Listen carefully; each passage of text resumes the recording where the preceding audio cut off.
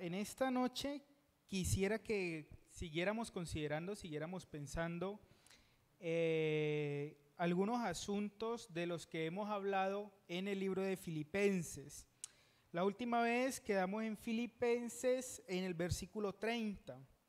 Hoy deberemos abordar entonces la primera sesión del capítulo 2, pero tenemos el propósito de mostrar cómo la Escritura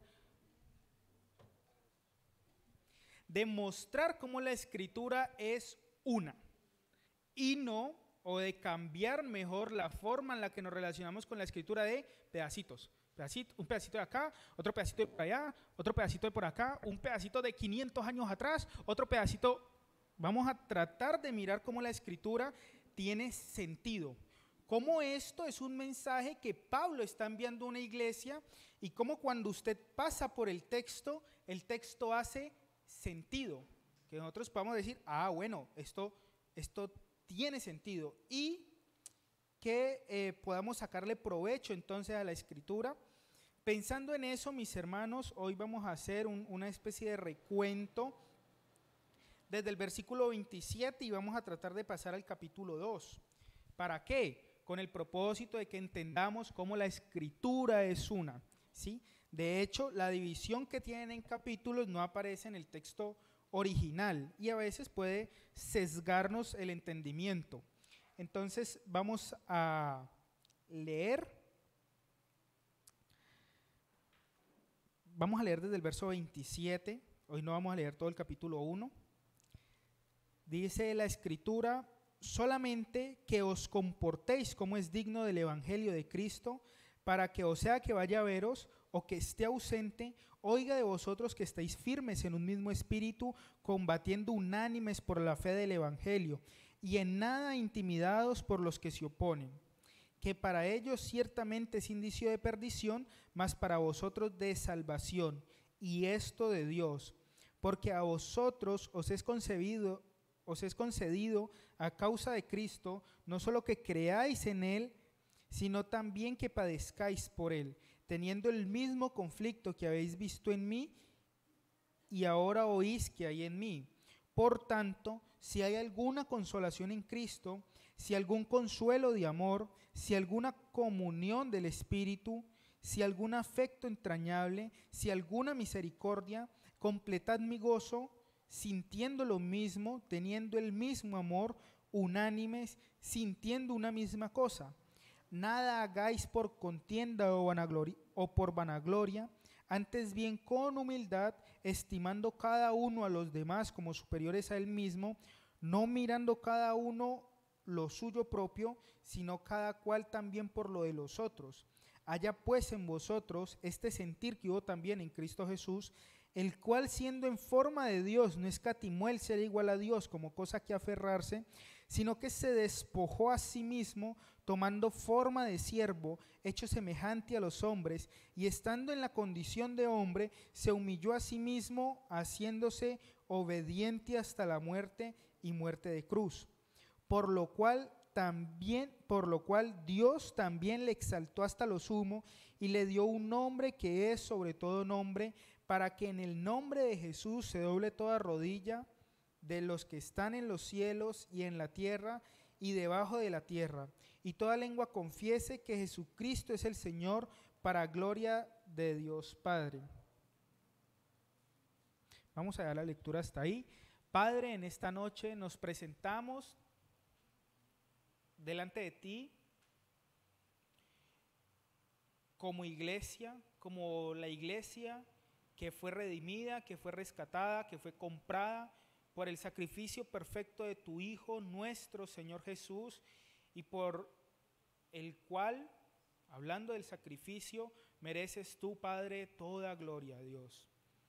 Nos reunimos como iglesia, nos reunimos como los que han sido comprados para rendir exaltación a tu nombre, para rendir exaltación a este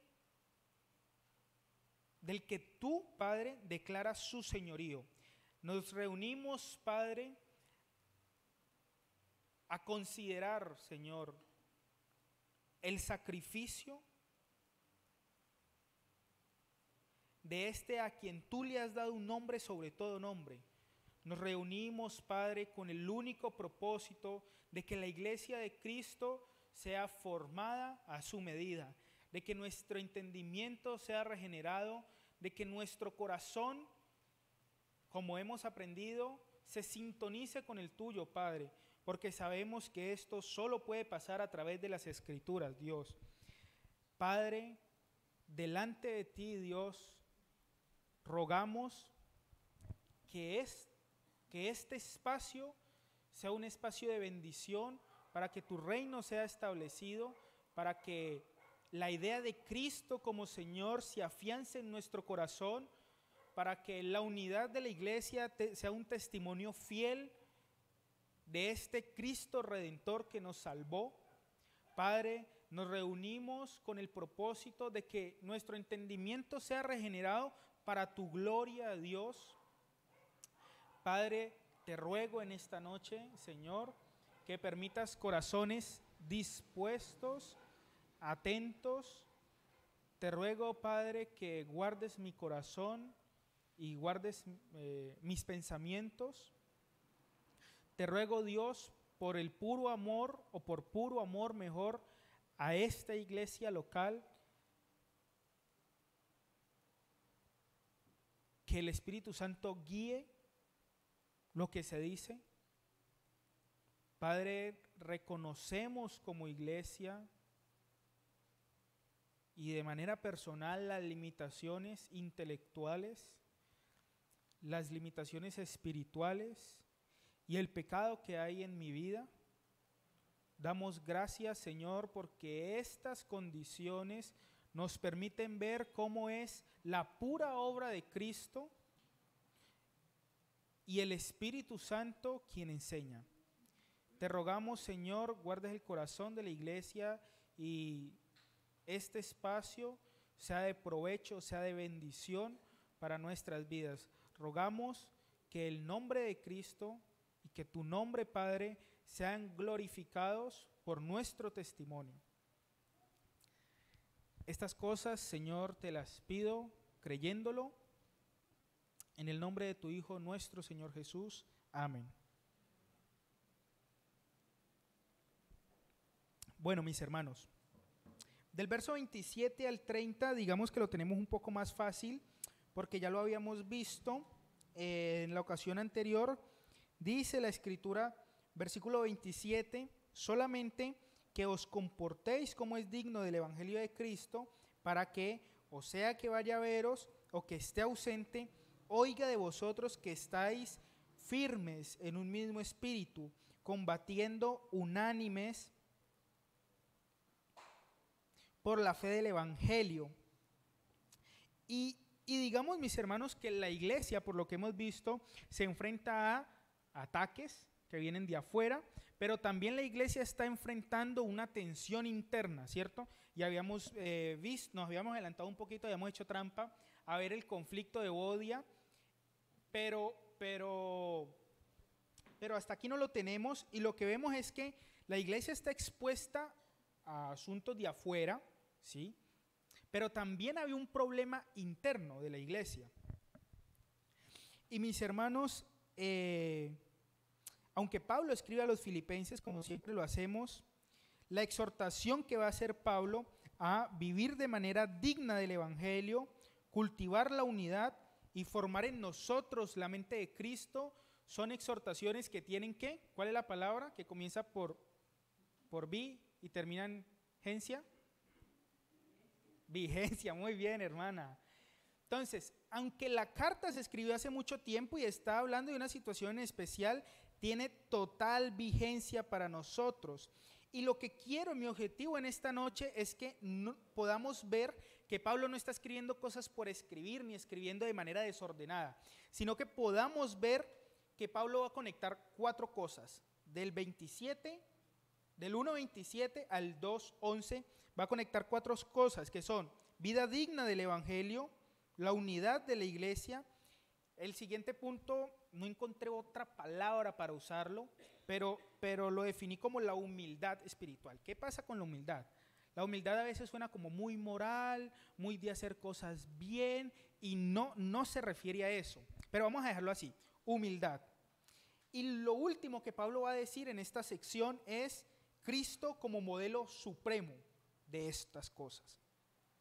Entonces vamos a empezar con el primer punto. Habíamos dicho solamente que os comportéis como es digno del Evangelio, y habíamos dicho que esa palabra tenía que ver con ¿qué? ¿Quién lo recuerda?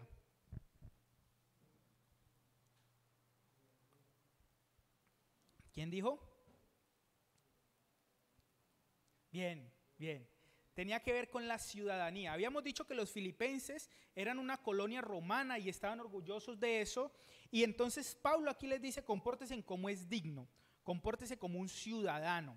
Y habíamos puesto varios ejemplos de que cuando yo iba subiendo la escalera por la izquierda y la jefe me llamó la atención y que yo me sentía avergonzado, era más o menos la misma idea. Bueno, compórtate como un ciudadano de lo que, si tú estás orgulloso de ser un ciudadano romano, bueno, tú eres un ciudadano del reino de Dios. Ahora, compórtate como eso. Es más o menos lo que habíamos hablado. Entonces, lo que Pablo está diciendo es que, bueno, mira, si tú tienes una identidad o una ciudadanía del reino de Dios, por lo tanto, tu conducta debe reflejar ¿qué? Esa identidad. Y vamos a ver cómo eso toma un giro supremamente interesante. ¿Y por qué? Porque Pablo no habla en abstracto, mis hermanos. Dice, en el mismo verso, dice, oiga de vosotros que estáis firmes, en un mismo espíritu, combatiendo unánimes por la fe del Evangelio. ¿Cuál es el asunto? Vamos a introducir una idea. Habíamos dicho también en esta parte, dice, y en nada intimidados por los que se oponen, que para ellos ciertamente es indicio de perdición, mas para vosotros de salvación, y esto de Dios. Habíamos dicho en esta parte que la firmeza en el mismo espíritu era un indicio de salvación, ¿sí? Y esto hace sentido a la luz de que dice, bueno, tienen que poner cuidado, porque la unidad de la iglesia va a ser el diagnóstico, va a ser la prueba de qué tan digna es su vida del Evangelio. ¿Me siguen? ¿Se entiende la idea? Entonces está diciendo cuidado, porque cuando la iglesia no tiene unidad, quiere decir que sus miembros no están viviendo como es digno del Evangelio. Ahora, cuando tú tienes una iglesia unida en el mismo espíritu, esto es un testimonio fiel, digno y real de que el Evangelio, o mejor, de que en su vida es una evidencia de su ciudadanía, mejor, vamos a dejarlo ahí. Claro, entonces, solemos acercarnos muy rápidamente al concepto de la unidad cuando la unidad casi que está hablando es de nuestra propia salvación. Y me ha aterrado la manera en la que esto se relaciona con lo que hemos ido aprendiendo en Primera de Juan. No sé qué quiera enseñar el Señor, pero mira, cuida cómo te relacionas tú con tu iglesia local. Mira, cuida si tu vida refleja realmente una ciudadanía del reino de Dios. ¿Por qué? Porque para la comunidad, para la gente de afuera, para tu familia, para tus amigos, eso sí es un testimonio. No solamente las cosas que tú haces. Ahorita estaba escuchando una conversación, bueno, la conversación era conmigo, por eso la estaba escuchando, y decía, yo no creo que esto sea pecado. Y me llamó la atención, porque todavía estamos pensando en cómo las cosas que hago son pecado, y no en cómo mi mente, mi intención, mi actitud es el pecado antes de lo que hice. No sé si me hago entender. Antes de que yo haga algo, pasó primero por mi mente. Y la forma en la que pasó por mi mente va a determinar si eso fue o no fue un pecado. La cosa más sencilla o la cosa más compleja. Vamos a seguir con el texto. Dice, porque a vosotros os es concebido a causa de Cristo, no solo que creáis en Él, sino que también padezcáis por Él. Y lo habíamos dicho también, voy rápido porque esto ya lo hemos hablado, La palabra que se usa ahí es concebido a causa de Cristo, es decir, su salvación fue un regalo. Pero así como su salvación fue un regalo, la posibilidad de sufrir por Cristo también es un regalo.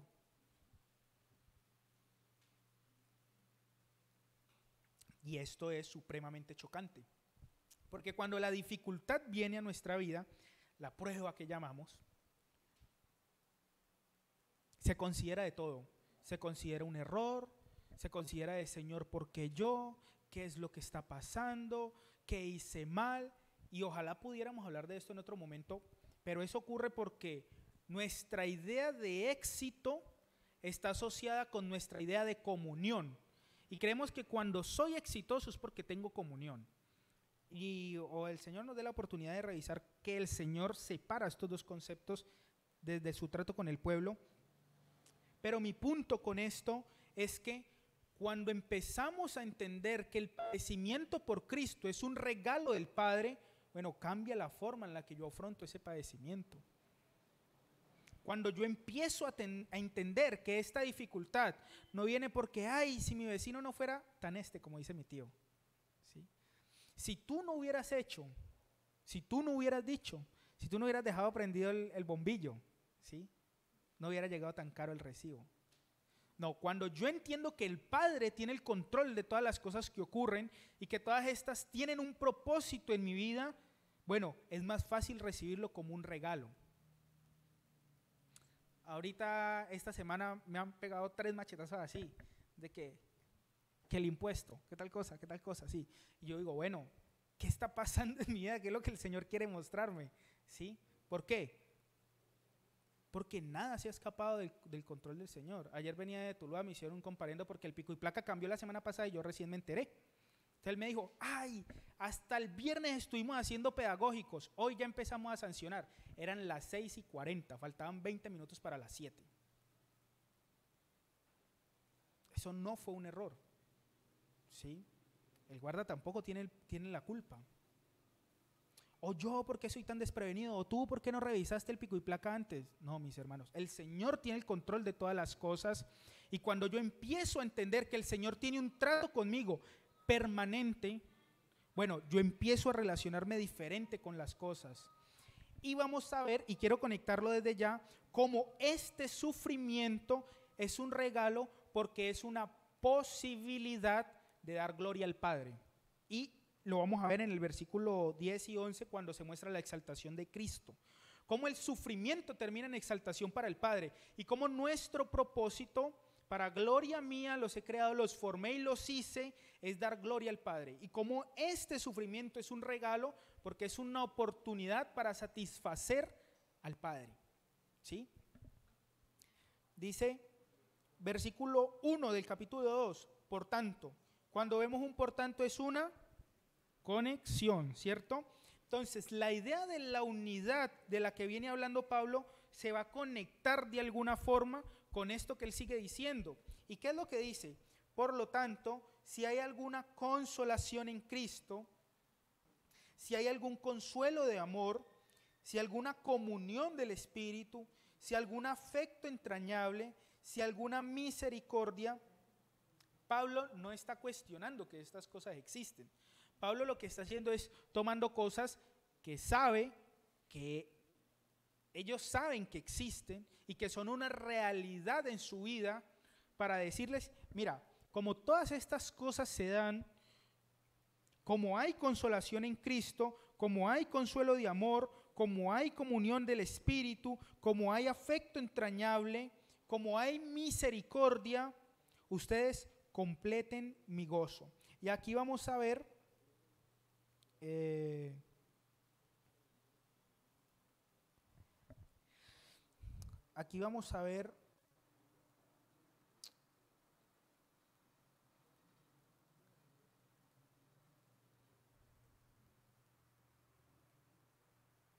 los niveles de la unidad.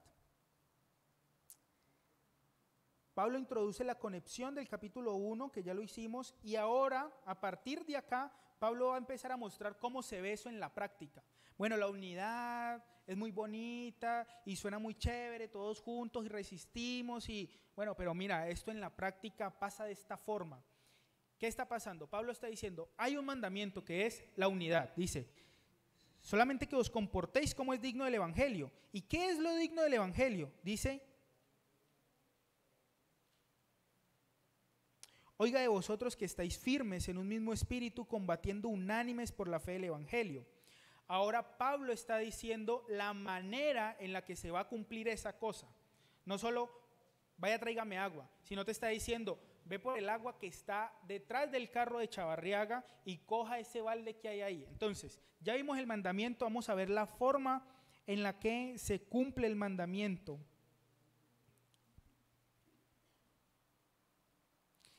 Y vamos a ver del versículo 3 los 4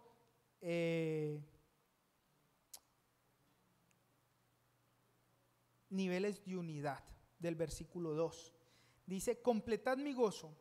Primero, sintiendo lo mismo, teniendo el mismo amor, unánimes, sintiendo una misma cosa. Tenemos, mis hermanos, unidad de pensamiento, unidad en el amor, unánime significa una misma alma, y unidad de propósito. ¿Qué pasa? Completad mi gozo sintiendo lo mismo. Hay un elemento de la unidad que es muy curioso y es como todos nos dolemos cuando un hermano está en determinada situación. Como todos nos alegramos cuando un hermano está en determinada situación que produce alegría. ¿Sí?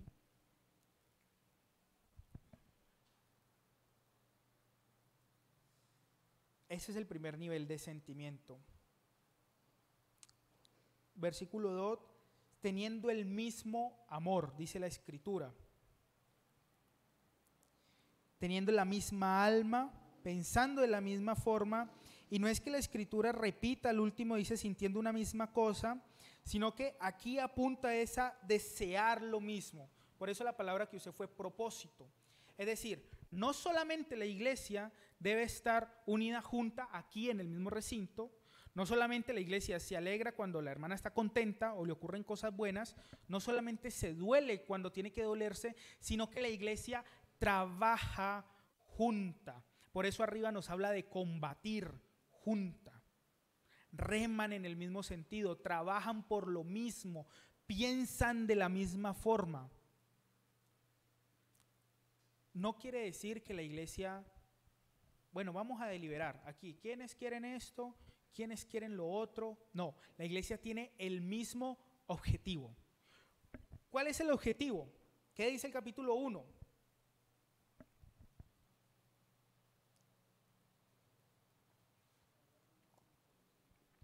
Ya, estaba tomando agua.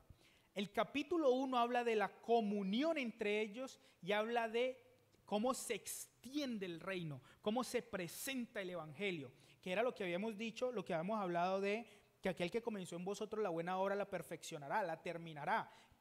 Cómo se esparce el evangelio, cómo la iglesia tiene la misma visión de propagar el evangelio, de extender el evangelio, de presentar el evangelio. No es que todos trabajamos juntos para construir una iglesia más grande, que es un buen propósito, pero no es el propósito al que la Escritura apunta. Estoy diciendo que sea malo, estoy diciendo que mira, evidencia de una iglesia o de un grupo de personas que han creído a Cristo como su Señor es que todos participan y luchan con el mismo objetivo.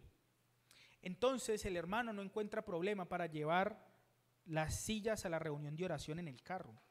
Entonces el hermano no encuentra problema para ayudar con el sostenimiento del local. Entonces el hermano no encuentra problema en el servicio porque su propósito de vida está en el sufrimiento que le ha sido entregado como regalo para glorificar al Padre y en la expansión del evangelio también para glorificar al Padre. Sin embargo, hay un problema que Pablo va a presentar en el versículo 3 y es que esta unidad se ve o se rompe por algo. Y vamos a ver qué es lo que la rompe. Dice, nada hagáis por contienda o por vanagloria, antes bien con humildad, estimando cada uno a los demás como superiores a él mismo. Pablo dice por contienda, por un reconocimiento ambicioso, por un deseo de figurar, es lo que hemos dicho acá. Y hay otra cosa, nada hagáis por vanagloria, por gloria vacía, nada hagáis por un reconocimiento sin sentido. ¿Por qué? Porque estamos diciendo que el propósito de todo eso es glorificar al Padre, no ser glorificado yo. Y Pablo está advirtiendo que esto es algo que suele dañar la unidad que es tan importante. Sin embargo, a este problema que llamamos vanagloria o ambición, podríamos resumirlo en simple egoísmo. Yo quiero más que el otro. Por eso cuando que de hecho no hemos vuelto a hacerlo, pero cuando hay ágape, es normal que haya hermanos que estén pensando en cómo repetir y llevarse para su casa, y haya otros que estén pensando en decir, así yo no coma, que todos mis hermanos coman. Porque hay uno que tiene el propósito de entregarse por la iglesia, y hay otro que en su egoísmo está pensando, ¿cómo me satisfago yo de la iglesia? ¿Cómo me aprovecho yo de la iglesia? ¿Cómo saco yo de la iglesia? ¿Sí? Dos mentalidades diferentes. Hay uno que se entrega por los demás, y hay otro que está pensando en que es tu obligación entregarte por mí. Aquí conocí un hermano que se terminaba el ágape, veía cómo los hermanos repetían, y cuando terminaba iba a comprar una presita de pollo allí porque para él no alcanzó. Y yo estoy seguro que hubiera alcanzado. ¿Sí? Nada hagáis por egoísmo, nada hagáis por vanagloria, nada hagáis por contienda. Y hay una solución para este problema. Para preservar la unidad de la iglesia hay una solución, y la solución es, versículo 3, segunda parte, antes bien con humildad, estimando cada uno a los demás como superiores a él mismo. Hay ciertos personajes, ciertas personas, que cuando uno interactúa con ellas, por la persona que es, uno quiere darle un trato digno a lo que la persona es. No sé si me hago entender. Cuando yo hablo con mi papá, yo tengo que tratar con él de tal forma que se sepa que él es mi papá. Él tiene un lugar de honra, de estima, que yo debo respetarle. ¿Sí me hago entender?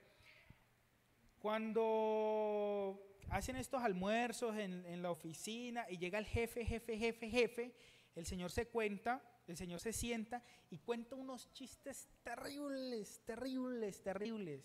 Y la gente se muere de la risa. Yo todavía no he aprendido a reírme en esos momentos, pero la gente se muere de la risa.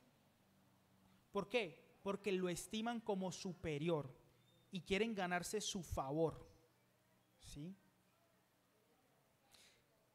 Hay algo que me daba vergüenza, y era que estando yo en la casa de mi tío creí que no iba a venir, y yo dije, bueno, como no va a venir, puedo dar el ejemplo. Pero hay algo que me avergonzaba, y era que yo llegaba de comer, yo llegaba de la universidad o de trabajar, y yo me sentaba a la mesa y mi tío me servía a mí la comida o lo que fuera, y eso a mí me daba vergüenza, ¿sí? Porque él es mi tío, yo estoy en su casa, ¿sí? Quien debe darle ese lugar soy yo, el que debe servir. ¿Sí me hago entender? ¿Entienden hacia dónde voy? Como yo lo estimo superior a mí, me es vergonzoso que me sirva. ¿Sí? Como yo lo estimo superior a mí, yo siento que debo darle un trato que le dignifique. Bueno, mis hermanos, esto es lo que está diciendo la Escritura. Mira, cuando tú empiezas a ver a tu hermano como superior a ti, no va a ser un problema si él volteó la cara cuando entró, si él no te vio, si tomó el último tinto que había, si la hermana puso el bolso aquí en la silla que usted tenía y que esa es la silla donde usted se sienta todos los días. Esto no va a ser un problema, porque tú eres consciente de que esta persona ostenta una posición de superioridad frente a ti, y el que debe dar el brazo a torcer soy yo, no él o ella. No sé si me hago entender. Una vez estábamos en una reunión también y yo estaba sentado en la parte de atrás y normalmente a ellos les gusta, a estas personas les gusta que los teatros estén llenos o que la gente aplauda cuando hablan, y entonces yo estaba sentado en la parte de atrás y uno de mis jefes me dice: Daniel, venga, siéntese adelante. Nada, yo no me voy a poner a pelear con él si voy a sentarme atrás o voy a sentarme adelante. Si él me dice siéntate adelante, yo me voy a sentar adelante. ¿Por qué? Porque estimo que hay una superioridad. ¿Sí? Pero cuando el hermano me pide un favor, para mí eso es casi ofensivo. Ay, ¿el qué se cree? ¿Y por qué tiene que venir a decirme a mí? ¿Y por qué yo tengo que hacer? Y eso es problema de él, que él mire a ver cómo soluciona. Porque yo no estoy teniendo una idea correcta de lo que es, de quién es mi hermano. Y Pablo, pensando esto, vamos a saltar algunos elementos para llegar a la conclusión.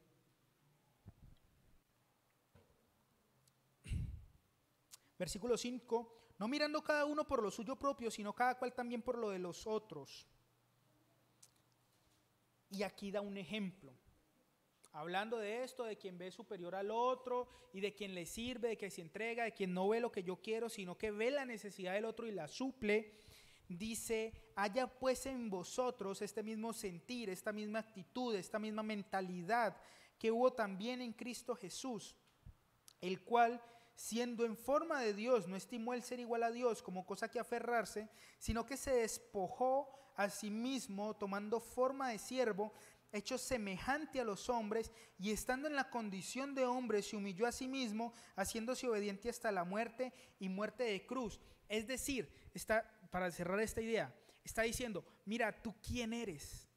¿Tú quién eres? Si Dios, siendo Dios, se despojó, tomó cuerpo, y no solamente tomó cuerpo, se hizo siervo, y no solo se hizo siervo, sino que murió.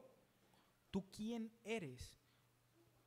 Si Cristo, siendo Dios, hizo eso por tu hermano, ¿tú quién eres para negarte a tu hermano? ¿Quién eres? Cristo se entregó y murió, pero es Él. Yo, que estoy en una condición infinitamente inferior a la de Cristo, me niego a entregarme a mi hermano porque me creo superior a mi hermano, y Cristo, siendo infinitamente superior a mi hermano, no estimó eso y se despojó. Vamos a ver la manera progresiva en la que describe Pablo cómo Cristo se entrega desde el versículo el cual siendo en forma de Dios, es decir, Dios preexistente, Dios que siempre ha existido, en un lugar de majestad, en un lugar de gloria. Allí es donde comienza el Cristo. Dice: no estimó el ser igual a Dios como cosa a que aferrarse, sino que hizo, sino que se despojó a sí mismo. Es decir, ya no solamente no se trató como a Dios, solamente no, es que soy yo, como es el pensamiento que tenemos nosotros. Mi dignidad superior a la de mi hermano, mi persona superior a la de mi hermano. Él tiene que ver, él tiene que aprender, él tiene que respetar. Si son tantos años,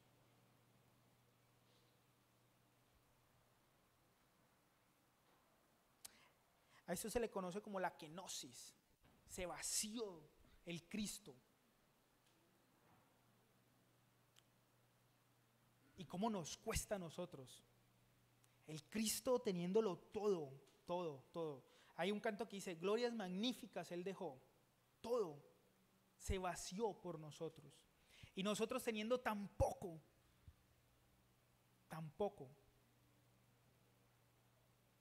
nos cuesta un montón entender, dar, sacrificar.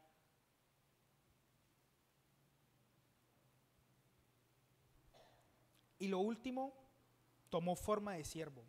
No solamente se despojó, sino que ahora tomó forma de siervo y se dejó matar. Y no se dejó matar de cualquier manera. Isaías lo describe de una forma muy cruel, ¿sí? Y era Dios. preexistente, siempre, infinito en sabiduría, o sea, ni siquiera hay contraste con nuestra persona. Como, mis hermanos, el trato hacia la iglesia, hacia mi hermano, refleja el trato que yo tengo hacia Dios, refleja el amor que yo tengo hacia Dios. Por eso, qué peligroso es cuando un creyente, no sé cuál sea el término correcto, mal habla, creo que no sea correcto, habla mal de su iglesia, habla con odio de su hermano, habla con resentimiento de su hermano, porque está poniéndose en una posición superior a la posición de Cristo. No sé si me hago entender, pero dice, mira, Cristo se humilló, pero yo no voy a humillarme. Cristo se humilló porque pues tenía que humillarse, pero yo no voy a humillarme. Yo tengo más dignidad que este Cristo. Cristo bajó e hizo superior a mi hermano, pero yo no. Cristo bajó de su trono porque su trono era pequeño, yo no, porque mi trono es más grande. Qué delicado, mis hermanos, cómo tomamos de forma tan ligera el trato con nuestros hermanos. Y el Señor nos ayude y el Señor nos perdone, porque es físico egoísmo. El servicio, el congregarse, todos esos son elementos de los que no podemos despojarnos. Y no solo que no podamos despojarnos, que no queremos despojarnos. La última parte dice, versículo 9, por lo cual, por su sufrimiento, por su padecimiento, por haberse despojado, por haberse vaciado, por la forma en la que se entregó este Cristo, Dios también le exaltó hasta lo sumo y le dio un nombre que es sobre todo nombre, para que en el nombre de Jesús se doble toda rodilla que está en los cielos y en la tierra y debajo de la tierra, y toda lengua confiese que Jesús es el Señor, que Jesucristo es el Señor, para gloria de Dios Padre. Ahora Pablo reconoce el señorío universal de Cristo con el propósito de glorificar al Padre.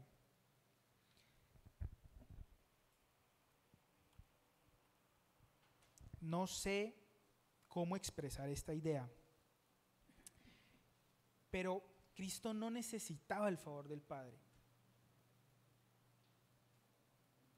Cristo estaba en comunión perfecta con el Padre. Cristo no necesitaba morir en cruz. Cristo estaba desde el principio con el Padre. Sin embargo, hizo eso para dar gloria al Padre. Mostró obediencia perfecta, sumisión perfecta, mostró un sufrimiento perfecto. Y nunca su persona estuvo por delante. Estuvo por delante, como dice Hebreos, la iglesia y el Padre.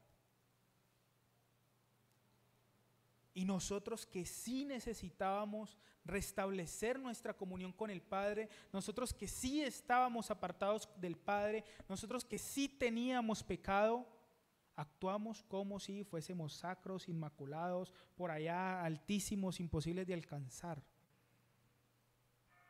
Y muchas veces, ni siquiera, uy, ya, está sonando tiempo. Muchas veces, mis hermanos, está bien, vamos a terminar. Lo que quería transmitir era que este Cristo es Señor. No hay nadie que esté por encima de este Cristo.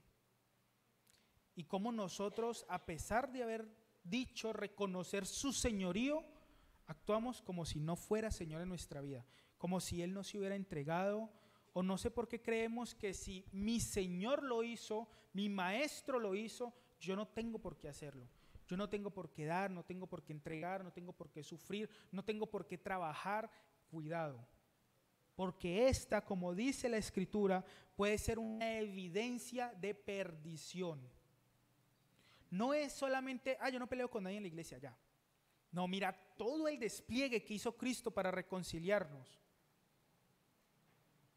No se trata de que, bueno, no, ya, yo me llevo, no, con nadie tengo discordia. No, mira, hay una intención, hay una voluntad activa, dispuesta a padecer por el otro. Vamos a orar que ya sonaban las campanas. Padre, delante de ti nos reunimos agradecidos, Señor, porque tú eres bueno, Padre. Damos gloria a ti, damos gracias, Señor, por este Cristo que no escatimó, no estimó el ser igual a ti como cosa que aferrarse. Damos gracias porque este Cristo se vació. Damos gracias porque no solo se vació, sino que tomó forma de siervo. No sé si nosotros podamos llegar a entender, Padre, lo humillante que fue para el Cristo, lo humillante que fue para el Verbo habitar en un cuerpo sujeto a debilidad. No sé, Padre, si en algún punto pueda o podamos entender la humillación que comporta para el Señor universal, el único que tiene un señorío universal, nacer en pesebre. No sé, Padre, si podamos entender en algún punto cómo este gran Señor, el Señor de la gloria, se ciñó la toalla y lavó los pies de sus discípulos. No sé si en algún punto podamos, Padre, tomar este ejemplo de servicio. Padre, perdón porque aunque se nos ha entregado paz, se nos ha entregado ciudadanía celestial, se nos ha entregado o hemos hecho parte de tu linaje, no te damos gloria como a nuestro Padre. Queremos pedir perdón, Señor, porque nuestro sufrimiento muchas veces no es un canal para glorificación o para glorificar tu nombre, sino un canal para quejarnos contra ti, Padre. Guarda nuestro corazón de estas cosas, Dios. Damos gloria a ti por este Cristo que se entregó. Damos gloria a ti en esta noche por su entrega perfecta. Y damos gloria y damos gracias a ti porque este nuestro Señor ha recibido un nombre sobre todo nombre. Damos gracias, Padre, porque con Él se nos ha entregado victoria sobre las cosas, Dios. Y rogamos en este sentido que guardes nuestra iglesia local, que nos permita entender la importancia para este Señor y para ti, lo importante de la iglesia, la unidad, Señor, y cómo refleja, cómo la forma en la que nos relacionamos como hermanos refleja nuestra relación, nuestra comunión contigo. Rogamos, Padre, que no permitas que los corazones se engañen, Señor. Si alguien en esta noche cree haber recibido a Cristo como su Salvador, como su Señor, pero su corazón, Padre, no le reconoce como Señor, no te reconoce como Padre, no reconoce a la iglesia como el pueblo de Cristo, no ve a sus hermanos como superiores, Señor, que les permitas regenerar el entendimiento, si es un asunto de regenerar el entendimiento, pero que les permitas, Padre, creer a Cristo como Salvador. Te damos gracias, Padre. Guarda el regreso de todos nosotros a nuestros hogares. Guarda a mi tío que viaja a Medellín, Señor. Permite que sea lo que sea que ocurra. Glorifique a tu nombre esto, Señor. Damos gracias por el crecimiento que permites en nuestra iglesia local, por cómo se establece tu reino en nuestra iglesia local, Dios. Rogamos por su vida, por la de Mita, Señor. Guarda el corazón de la iglesia siempre, pero pues especialmente ahora que no está, Padre. Te ruego estas cosas creyéndolas, Señor, en el nombre de tu Hijo, al que le has dado un nombre sobre todo nombre. Amén.